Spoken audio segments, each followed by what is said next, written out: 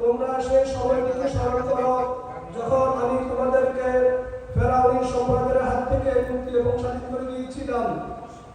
তারা তোমাদেরকে কষ্টদায়ক শাস্তি দিত, অপমানজনক শাস্তি দিত।